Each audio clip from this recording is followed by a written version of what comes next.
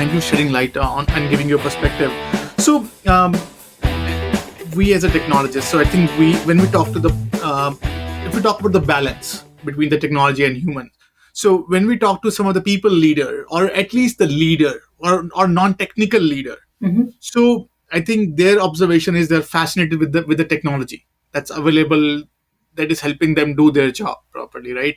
If we look at the technologist, right, and they want to sell the technology. Now they're saying, oh, whoa, it's too much, right? So it's getting it now. It's in your bedroom, and I rightly pointed out that your personal life is now pretty exposed in many of the aspects. We have been working really, really hard in guarding our personal life from the professional one, but this 1.5 year has been sort of pretty interesting when it comes to how these two worlds are coming together.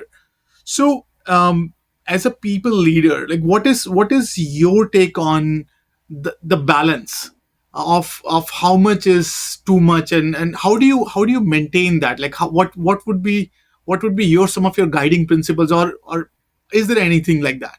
Yeah, it's a great question. And I think boundaries for each person might be a little different. I applaud Portugal, right? Their law is about to come out where you cannot contact someone after hours and send email or phone calls. And so they're about to protect their workers substantially. We'll probably have a lesson in there about how that goes and what that experience is.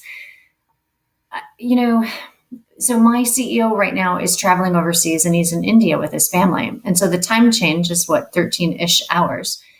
And I recognize that there will be moments when I need him and he may need me. And so you just make it work, right? You do the time change in your head and you think it's either going to be really late my time or vice versa for one of us. But you make those accommodations because you need to. And I think that example of blurring the lines, right? Of whether you work 7 to 3:30 or 8 to 5 or whatever your hours are. I think through the last couple of years, many more managers have become progressive. And what I mean by that is get your work done. I don't necessarily care when you get your work done, right? So if you are a call center and you are responsible for answering telephone calls, it is different because there's a clock. If you are on a manufacturing floor, again, it's different because you have to show up and be there in person. But for the professionals who are sitting behind computers, whether they choose to work at 2 a.m., because that's when they've got energy and excitement, I think a lot of those just maybe old-fashioned thoughts from managers have gone away.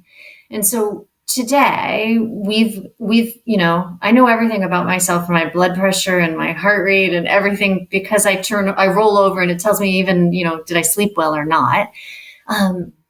But the barrage of ability to connect with people, GE Current, a Daintree company, is absolutely fabulous about allowing our employees to have tools to connect, right? So we've got typical email and cell phones and text messages, and then we have Teams, and we have all sorts of collaboration tools that exist within Teams and SharePoint to allow us to blog and iterate and use documents simultaneously and see people's screens. And so those tools actually, I think, allow us to be more productive than in days past. And it's very rare for someone to even email a document now. Like, why would you do that, right? Just set it on a server, allow people the right access, and iterate on the document there. And the same idea with chat bots and other pieces that come up. One of the things we leverage is for payroll and self-service for HR, right? HR self-service. Yes, there's a mobile desk app, or there's a desk app that people can log into. But everything's at your fingertips, right, on your telephone. And so if you just download the app, you have the ability to do what you need to when it is convenient for you. What I will say with all of that, right, as the backdrop, your family and your personal life and your mental well-being is so important. Because if you're not fulfilled, happy, engaged, healthy, you bring that into your world of work. And so having that boundary and the ability to shut off, right, before you come into work, or shut work off so you can be with your family or just socialize with your friends, is really important. And I find it really freeing when I lose my phone, right? Like, I can't be bothered. Oh, shoot, I left my phone in the car. And it's like, oh, you do that. And you're like, that was actually fabulous, because I was able to be present and communicate, right, with those in front of me, or just via my computer.